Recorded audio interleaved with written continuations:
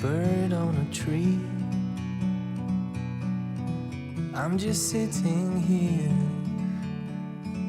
I got time. It's clear to see. From up here, the world seems small. We can sit together.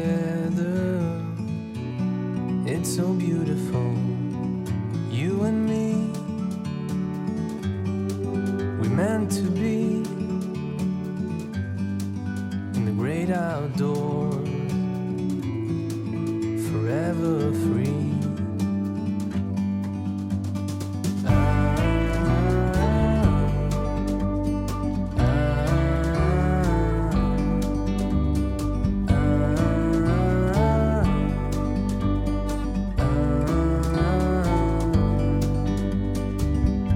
Sometimes you need to go and take a step back to see the truth around you. From a distance you can tell.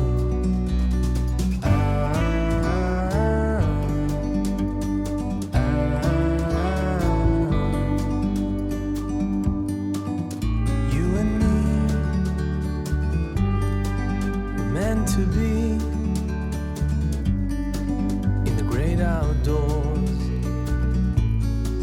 forever free. You and me meant to be in the great outdoors, forever free.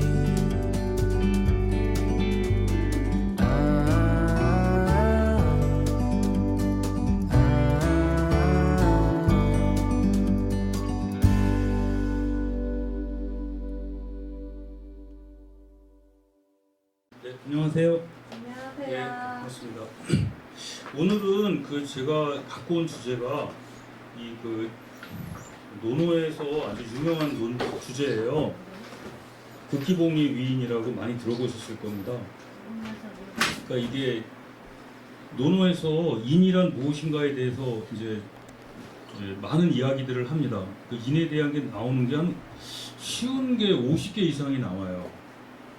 50개 이상이 나오는데 그 중에서도 그 인에 대해서 가장 자세하게 이야기하고 있는 게 바로 이 안연편에 나오는 이장이라고 이야기를 합니다. 근데 왜 이 장이 그렇게 이제 유명한 장이냐면은 이 안연이라는 사람은 공자의 수제자이기도 하지만 그 안연은 그 공자한테 뭘 물어보질 않았어요. 그러니까 공자는 이 안연이 자기에게 물어보지 않은 거에 관해서 굉장히 좀 이제 이상하게 생각했죠. 얘가 어리석은 게 아닌가. 아무것도 물어보지 않는 거예요. 그러니까 이제 공자가 무슨 말을 하면 가만히 듣고 있다가 가만히 있어요, 그냥. 그래서 얘가 어리석은 줄 알았는데 매일매일 이제 자기가 말하는 거를 이제 행하는 거죠. 그런 사람들 있잖아요. 무슨 아무것도 물어보질 않아요. 가만히 있어. 아무것도 얘기도 안 하고. 근데 그런 안연이 어느 날 이제 공자한테 심각하게 물어본 거예요. 선생님, 인이 무엇입니까? 그러니까 이제 공자는 여기서 감격을 한 거죠. 자기가 가장 사랑하는 제자가 이제 인에 대해서 물어보는 거예요. 근데 인이라는 것은 이 말하기도 굉장히 어려운 거거든요. 여러분도 아시다시피 인이라는 개념을 그 철학적으로 사상적으로 처음 끌어들인 사람이 공자예요. 그전에는 인이라는 개념이 나오지도 않습니다.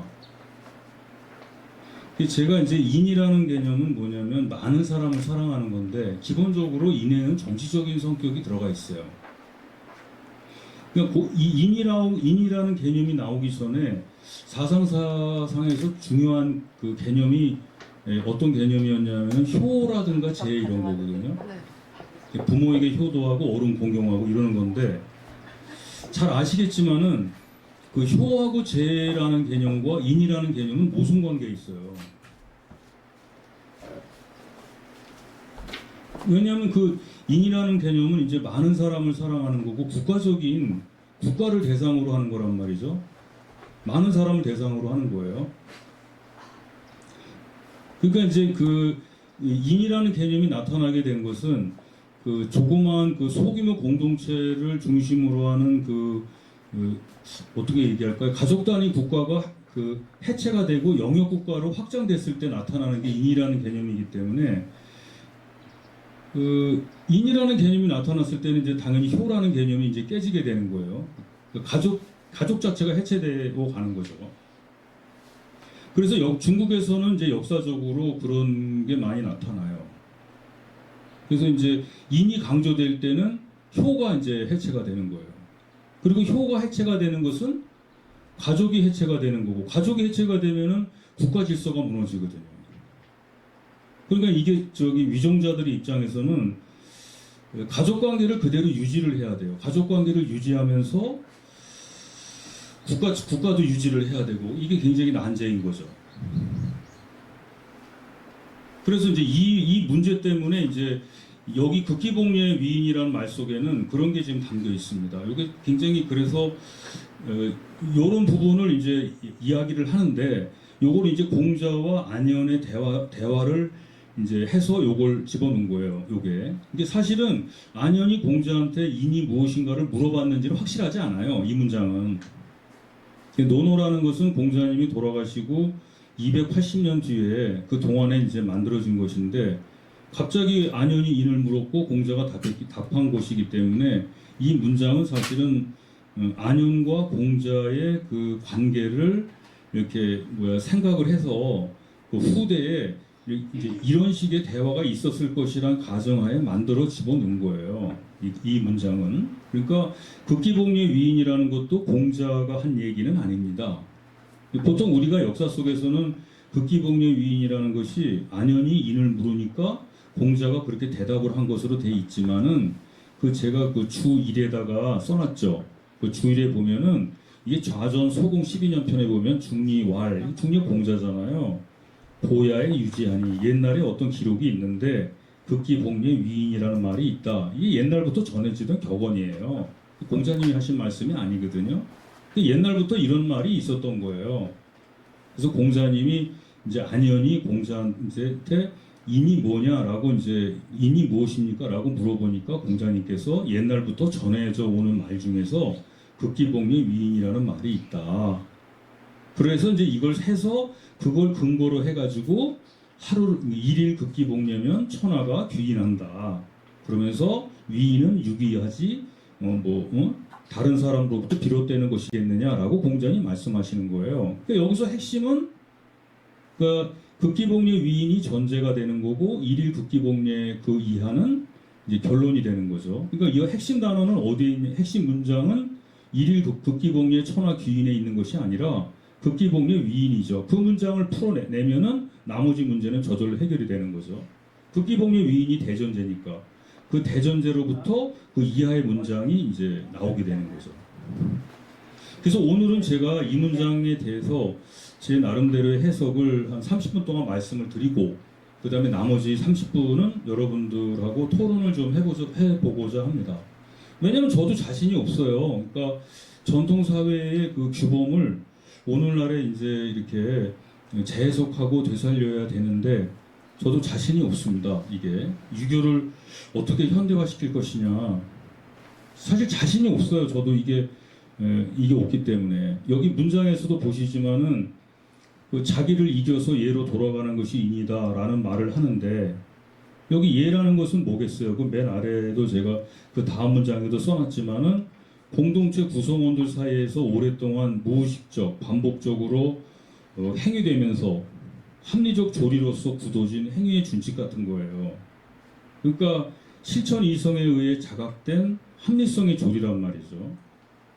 그러니까 아시아적 고대는 패밀리가 아닙니다. 클랜이에요. 시족이에요. 가를 기체로 한 사회였습니다. 가는 촌락, 각종 사, 길드, 결사의 기체였고, 국가는 의지의 가족 국가였어요.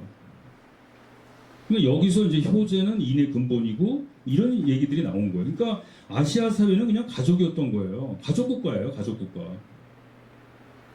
그러니까 여러분들도 그렇잖아요. 학교에 가도 동료 선후배 사이가 전부 다 가족관계로 설명이 되죠. 회사에 가도 마찬가지예요. 회사에 가도 그 직장 상사와 그 직장 내 관계도 전부 다 형제 관계로 이해가 되고, 그다음에 사장은 아버지고 직원은 뭐 자녀고, 국가에 가도 다 그래요. 어디 가는 어느 사회에 가든지 간에 다 똑같아요. 지금 우리가 여기 있는 데가 명륜당이잖아요.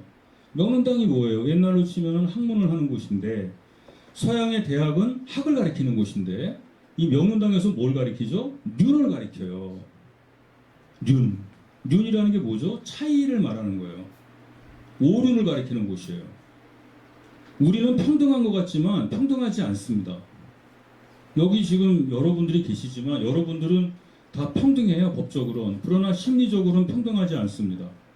남자와 여자 사이도 평등하다고 느끼지 않아요. 심리적으로는 평등하지만 이상한 차별을 느끼는 거예요. 남자와 여자는 다르다고 느끼고, 아내와 남편 사이에서도, 또 형과 동생 사이에서도, 선배와 후배 사이에서도. 이게 왜 이런 현상이 발생했을까? 그 가족관계 때문에 그래요. 그게 굳어져가지고. 그러니까 민주주의 사회라는 게 과연 한국에서 가능할까? 저는 어렵다고 봐요. 민주주의 사회라는 게, 민주주의 사회가 되려면 개인주의 사회가 돼야 되거든요. 개인들이 평등해야 돼요. 근데 서구 사회 같은 경우는 평등한 개인과 개인이 계약을 통해서 만들어진다 그러는데, 아시아 사회는 그렇지 않거든요. 지난번에 제가 이제 명리학이나 풍수나 이런 거 하는 분들하고도 얘기를 했는데, 똑같은 거예요. 똑같은 산이나 강이라 하더라도 산과 강이 똑같은 산과 강이 아니에요. 음식을 먹어도요, 내가 만약에 깍두기를 먹는다. 그럼 아침에 먹는 깍두기와 점심에 먹는 거와 저녁에 먹는 거, 새벽에 먹는 거, 밤에 먹는 게 달라요. 똑같은 물이라도요, 시간에 따라서 음양과 오행이 다 달라져요. 이 아시아적인 특징이 그렇습니다. 그래서 이게 결이 다른 거예요, 결이.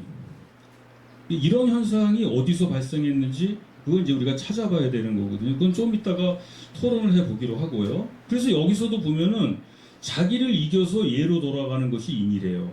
이 말을 보면은 자기라는 게 뭐죠? 이미 사회는 개체화되고 개별화가 진행이 되는 거예요. 사회라는 게 뭐예요? 개인과 개인의 그 관계가 사회인 거 아닙니까? 사람이 모인다 그래서 사회가 되는 게 아니에요. 사회는 개인 간의 관계들의 총체거든요.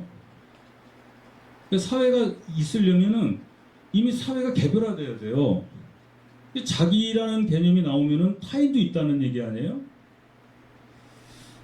그럼 자기가 생겼다면 자기를 이겨서, 그럼 여기서 극자라고 하는 것은, 약자라고 하는 건 단속한다는 의미고, 승자라는 건 이기는 건데, 사리사욕. 우리는 보통 사리사욕이라고 쓰지만 사리사욕은 나쁜 게 아니잖아요. 그 사리사욕은 욕망 아닙니까? 욕망. 욕망이 있어야 노동을 하는 거고, 노동을 해야 자아실현을 하게 되는 거잖아요. 자유. 자기라는 게 자유실현 아니에요. 자유. 그리고 자유라는 것은 인간의 기본 아니에요. 인간의 본질 아니에요. 자유. 해겔이 말하는 것처럼 인간의 기본이 자유라고요. 자유가 있고, 자유를 갖고 있는 사람이 주체성이 있는 거예요.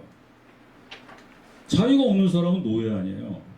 농노는 자유로운 존재이긴 하지만, 인격적 자유가 있지만 공동체를 필요로 하죠. 그래서 부자유스럽죠. 반만 자유롭고 반은 부자유스럽죠. 근대 사회에 와야 인간이 자유롭잖아요. 그러니까 자기라고 하는 것이 주체적으로 독립적으로 존재하려면 자유가 있어야 돼요. 근데 자유를 펼치지 못해요. 그 자유를 펼치지 못하고, 그 자유를 펼치지 말고 예로 돌아가는 거. 자기가 어떤 그 구속으로 돌아가야 돼요. 자기 스스로 구속적인 상황으로 돌아가는 것을 인이라고 그런대요. 이걸 사람다움이라고 얘기를 하는 거예요. 지금 우리가 생각하면 어처구니 없는 거죠. 왜 자기를 어떤 구속 속으로 몰아놓으려 그래요? 극기복례 위인이란 말이 그런 거 아니에요? 예라는 게 뭐겠어요? 예를 지키면 편하다. 근데 예라는 것을 한번 여러분이 생각해 보세요. 이게 실천 이성에 의해 제각된 합리성의 조리. 근데 애초의 예가 뭐죠? 최초의 예가 뭔지 한번 생각해 보세요. 중국 고대 사회에서의 최초의 예가 무엇이었을까요? 자연 발생적인 가족이라는 게 자연 발생적 사회면은 최초의 예는 분명히 효제였을 거예요. 인간이 태어나서 처음 맺게 되는 관계가 부모와의 관계 아니에요? 부모와의 관계? 이게 효고. 그러면 형제가 있을 거고, 이게 효제죠. 자연적 관계 아니에요? 우리가 효를 좁게 얘기해서 그렇지, 효라는 게 뭐예요? 자식이 부모한테 무조건 복종하는 거예요. 논어에 나오잖아요. 모이라고. 노예 관계예요. 노예 관계. 부모가 명령하면은 자식은 무조건 따르는 거예요. 예전에 왜 효가 유행했는지 보세요. 부모가 모든 걸 갖고 있어요. 재산권, 그 다음에 자식은 어디 가서 행동도 못해요. 호적도 부모 앞으로 돼 있어요. 재산권, 법률권, 내가 과거 시험을 보든 뭘 하든 전부 다 그 부모 앞으로 돼 있는 거예요. 그러니까 자식은 아무것도 할 수 없는 거예요. 근데 요즘은 어떻죠? 요즘은 어때요? 요즘엔 아니잖아. 내가 재산을 부모하고 따로 가질 수 있잖아요. 호적도 분리돼 있고 세대주도 다르잖아요. 그러니까 자식이 부모를 섬기지 않잖아요. 안 와도 되잖아. 그러니까 옛날에는 자식이 부모한테 예속된 관계를 예제적 표현으로 효라 그런 거예요. 신하가 임금에게 복종하는 거를 뭐라 그래요? 그거를 예제적 표현으로 충이라 그러는 거예요. 그러니까 우리가 효라는 개념을 물론 저도 좋은 개념이에요. 근데 그거를 예전의 사회관계 속으로 들어가 보세요. 형과 동생 관계도 마찬가지거든요. 그러니까 사실은 이 세상에서 가장 언어로 표현할 수 없어요. 말로 표현할 수 없지만은 가장 비참한 관계? 아니, 가장 어떻게 보면은 좀 답답한 관계가 부자 관계일 수도 있어요. 그 관계가 굉장히 힘든 관계거든요. 부모와 자식의 관계거든요. 언어로 표현할 수도 없고. 그래서 거기서 벗어나려고 애를 무진장 써요. 그래서 사회가 발전할 때마다 그걸 벗어나려고 막 그래요. 그걸 벗어나게 되면은 가족 관계가 해체가 되는 거예요. 가족 관계가 해체가 되면 나라가 무너져요. 아시아 사회는 가족 국가거든. 그래서 그게 해체가 될 때 그걸 막아요. 그래서 처음 나온 게 뭐냐면 순자 때 예가 나오는 거예요. 예제. 그러니까 순자가 강조하는 게 뭐죠? 예를 강조합니다. 공자는 인을 강조해요. 논어에 보면은 효제하자는 위인지보냐라는 말이 왜 나오냐면은 공자님이 인을 얘기한 거는 엄청난 혁명적인 거예요. 공자님이 인을 얘기한 거는 그전에 인 얘기가 없었거든. 그전에 효만 얘기했지 누가 인을 얘기했어요. 근데 공자님이 인을 얘기했는데 공자 제자 때 와서 효제하고 인을 연결을 시켜요. 그러니까 인만 얘기해서는 나라가 이제 어렵단 말이에요. 그러니까 효제를 같이 끼고 들어가는 거예요. 근데 사실 정제학은 효제하고 인은 모순 관계에 있단 말이에요. 그리고 사회가 발전할수록 효를 사람들이 지키지 않게 돼요. 그래서 이제 맹자 때 와서 인의가 나오거든요. 인의. 맹자는 의를 얘기하잖아요. 근데 그거 갖고도 안 돼. 그래서 이제 인내, 은혜 뭐 이런 얘기가 나와요. 인은 안에서 나오느냐, 밖에서 나오느냐. 그래서 고자와의 논쟁에서 인내, 은혜 이런 얘기가 나오는 거고, 순자는 여러분도 잘 아시지만 예를 강조해요. 예제. 예제 강조. 근데 예제의 골자가 뭐냐? 효제예요.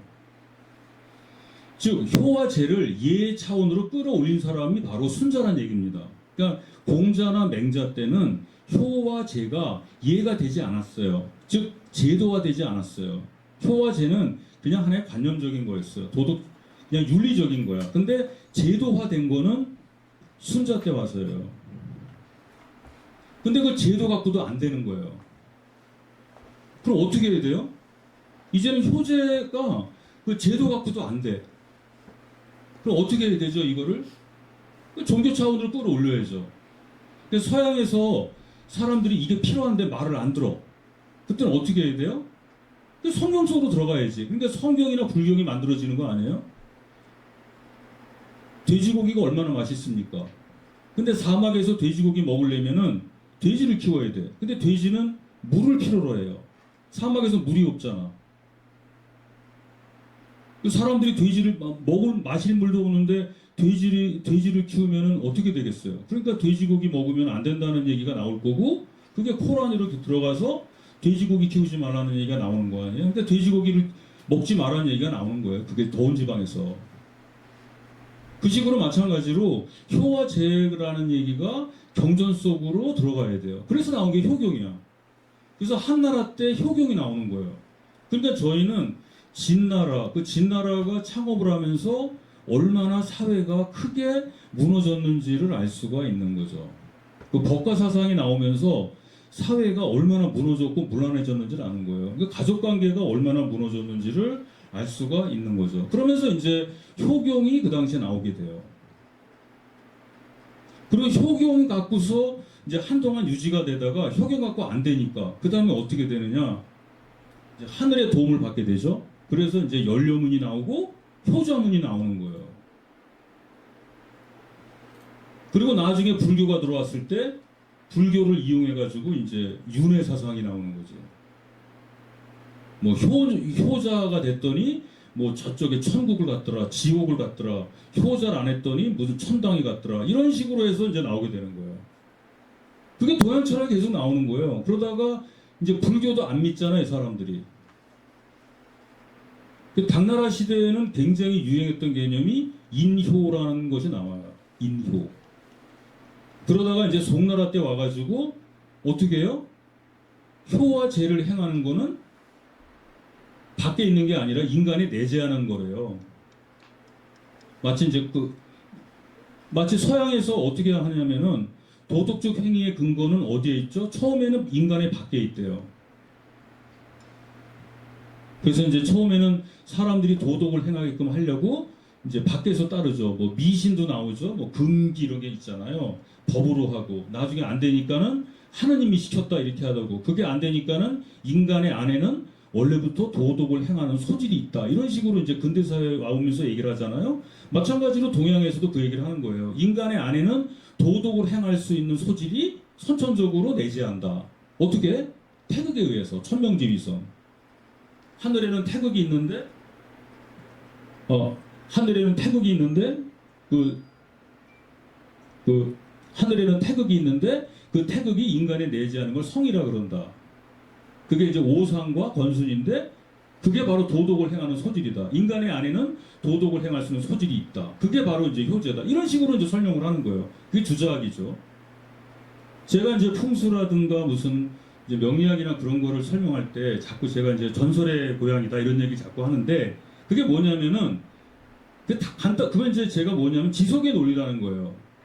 즉 자연 속에 자연의 규칙이 있잖아요. 자연의 규칙 속에 도덕의 소질이 있다는 거예요. 우리는 분명히 알고 있어요. 자연의 규칙은 자연을 규칙적으로 움직여요. 근데 우리 인간은 또 자유를 갖고 있잖아요. 근데 자연을 움직이는 것과 인간을 통제하는 것이 같다고 보는 거예요. 그러니까 자연과 인간에 있는 규칙이 같다는 거죠. 그 이제 지속적 사유라고 하는 거거든요. 그러니까 우리가 이제 그런 식으로 해서 이제 주자학에 와서 하는 거예요. 그게 근대 사회까지 계속 내려오는 겁니다.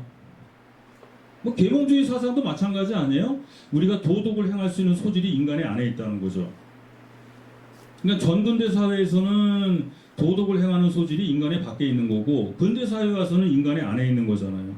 이런 식으로 계속 이제 통제를 하는 거예요. 여기도 지금 보면은 이 극기복렬하는 말도 마찬가지예요. 근데 우리 동양 사회에서는 자기를 이겨 예로 돌아가는 것이 인이다 그래서 철저하게 인간의 밖에서 찾아요. 그리고 요게 예라는 것이 여기서 예라는 게 이제 옛날로 따지면은 밖에 있는 거예요. 이게 저는 사회적 권력이라고 보거든요. 이게 사회적 권력. 그러니까 사회적 권력이 내면화되는 건데 그 사회적 권력 중에서도 이제 효제 같은 거. 그리고 효제라고 하는 것은 뭐냐면은 자연 발생적인 거예요. 자연 발생적인 건 좀 어처구니 없는 거라는 생각도 좀 들거든요. 난 인간인데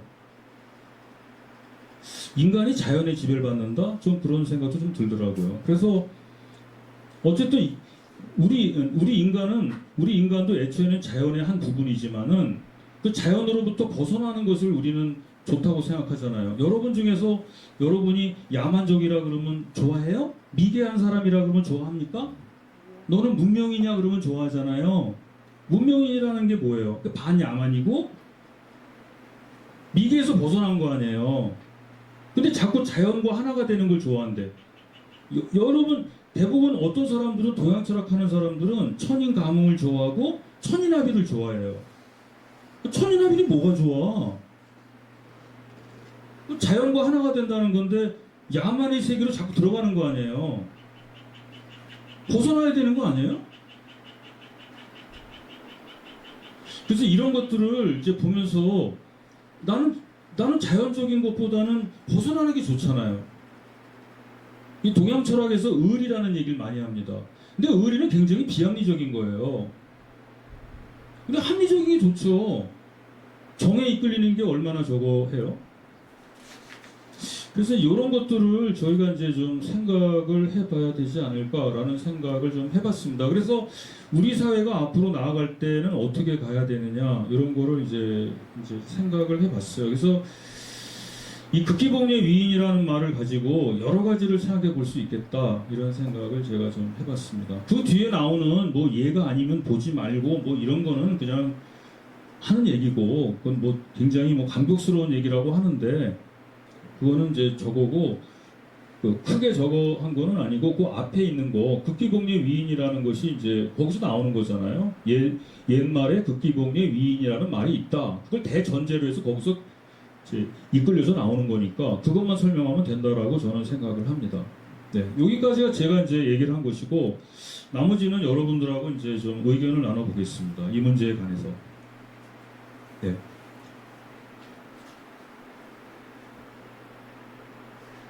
의견이 있으면 좀 같이 얘기하시죠.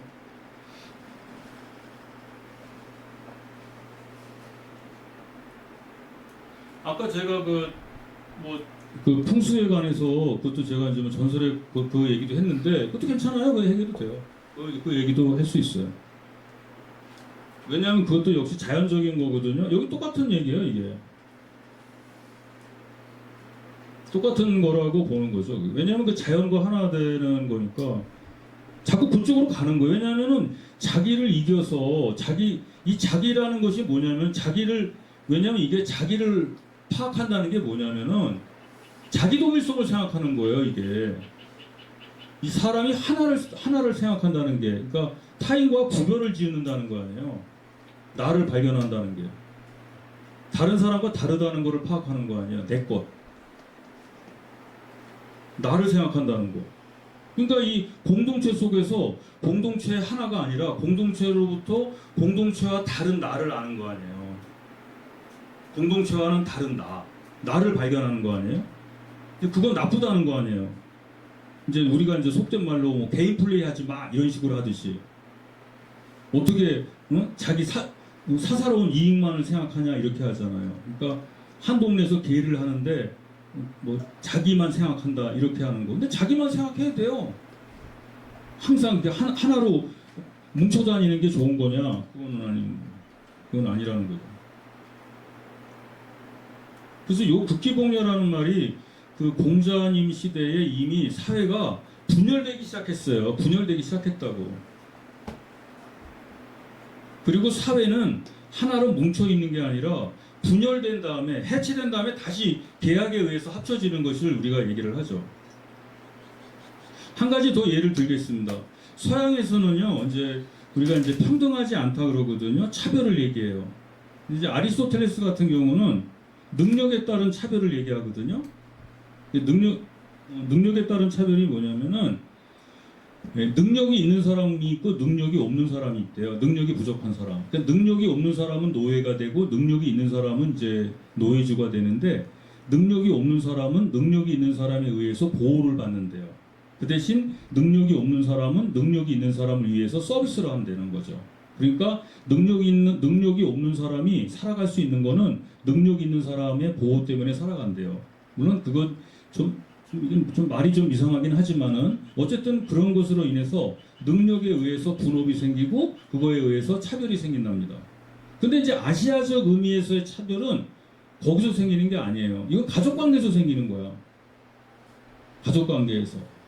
그냥 너는 아버지, 너는 아들, 너는 남편, 너는 아내, 너는 형, 너는 뭐 동생, 여기서 차별이 생긴다는 거예요. 그러니까 이 차별이라는 게 또 아시아 사회는 그냥 주어진 거예요. 저기 능력적인 거고. 그 차이거든요. 그런 차이도 생각을 해보십시오. 어려운가요? 좀 생각하기가?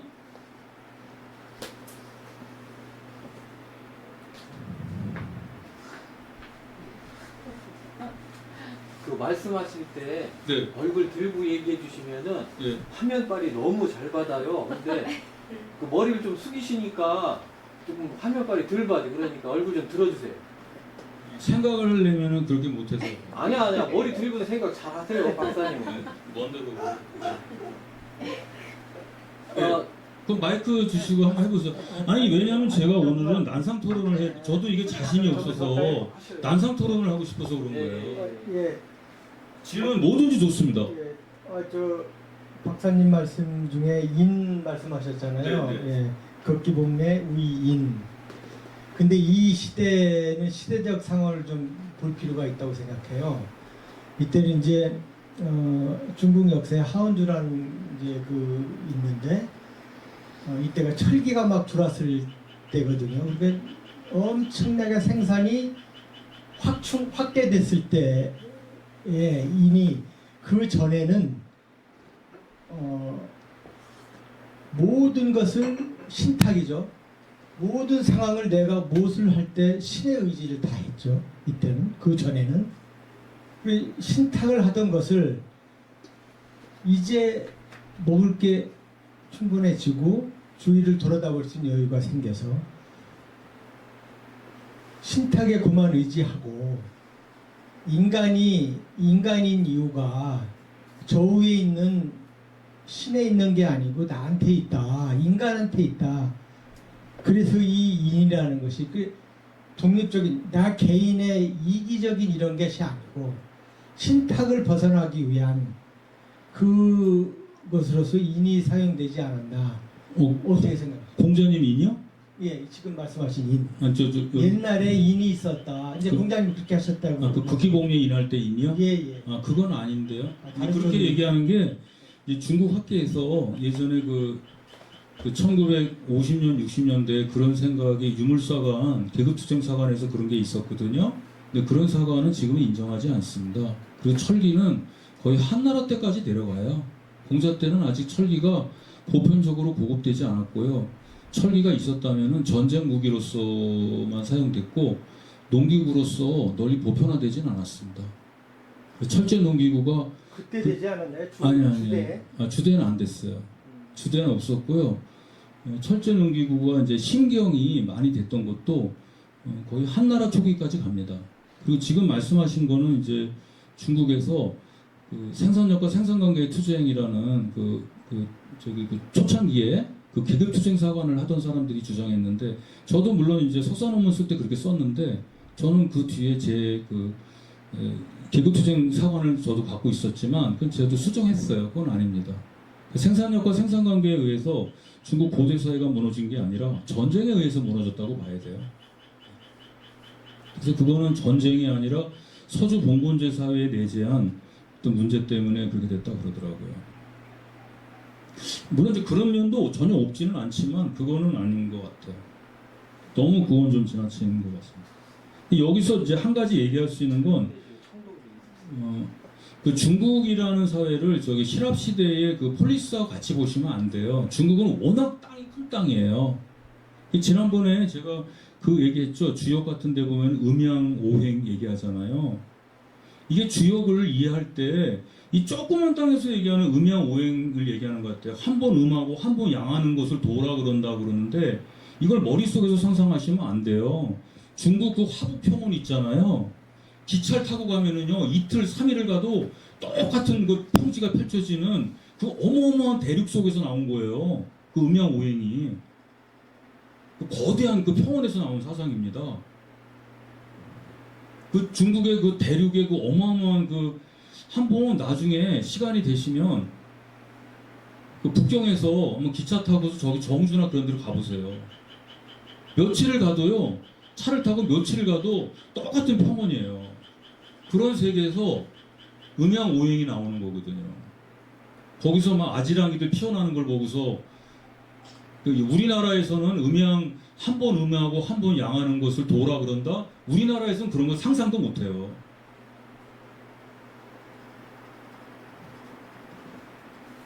그래서 거기가 우주라고 하는 것도 우리나라에서는 상상 못해요. 거기서 볼 수 있어요. 저는 저기 몽골에 갔을 때 그 울란바토르에서 저기 그 어디더라? 저기 그 저쪽에 그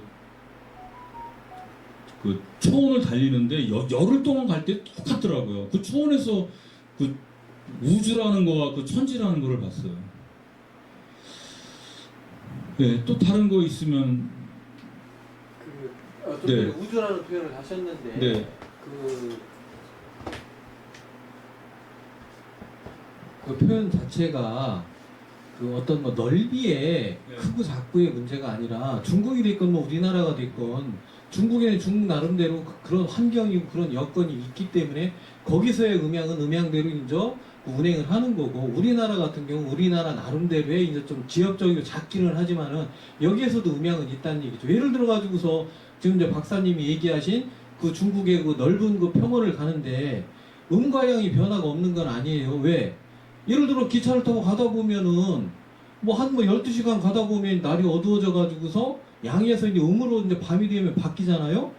그런 음향의 변화가 있는 거고, 또 우리나라에서도 우리나라 나름대로의 뭐 지형적이건 아니면 그런 뭐 그 해와 달의 변화에 의한 뭐 변화는 분명히 있는 건데, 그걸 공간적 개념으로 그렇게 재단하시는 건 맞는 것 같지가 않고, 우주라는 그 저기 단어 자체가 우리가 이제 뭐 하늘에 있는 공간만 뭐 보통 우리가 이제 의미한다고 생각을 하는데, 그 우자 같은 경우는 이제 첨화 우자에다가 그 주자 같은 경우는 이제 대들보 주자라고 이제 우리가 이제 보통 그 공부하는 사람들이 쓰고 있는데, 그 우라는 개념 자체는 공간적 개념으로 이제 우리가 이제 그 인정을 해가지고서 이제 그 사용을 하고 있고, 주라는 개념은 시간적 개념으로 분리해가지고서 지금 사용을 하고 있거든요.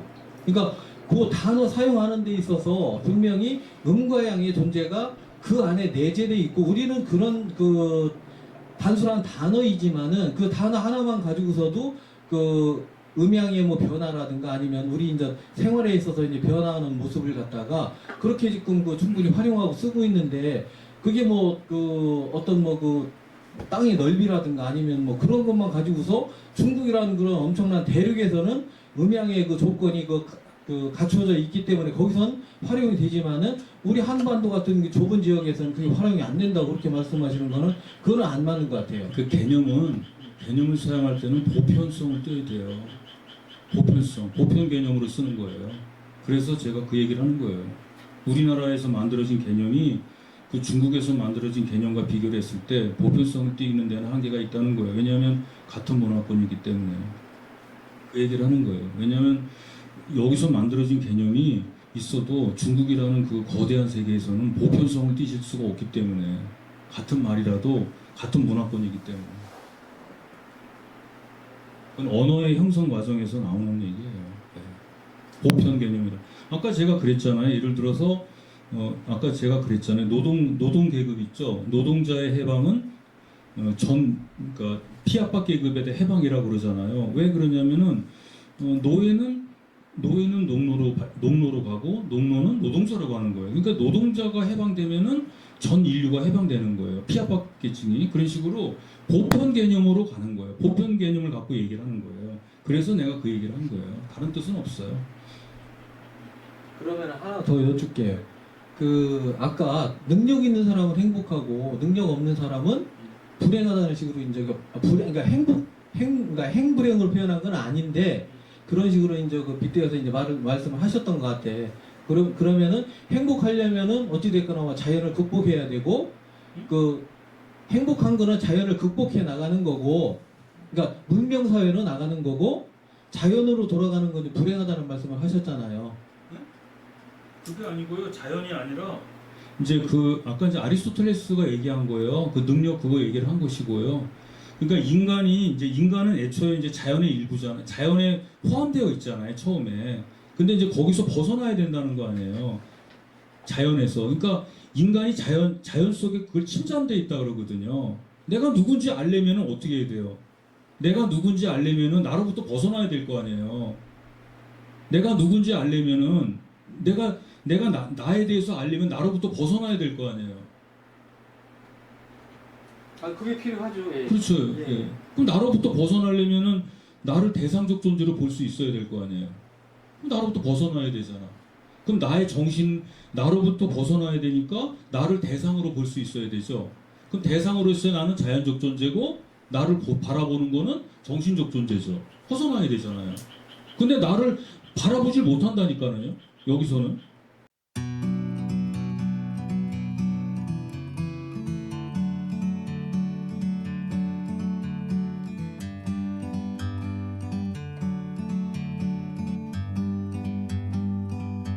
Like a bird on a tree, I'm just sitting here. I got time, it's clear to see. From up here, the world seems small. We can sit together. It's so beautiful, you and me. We meant to be in the great outdoors, forever free.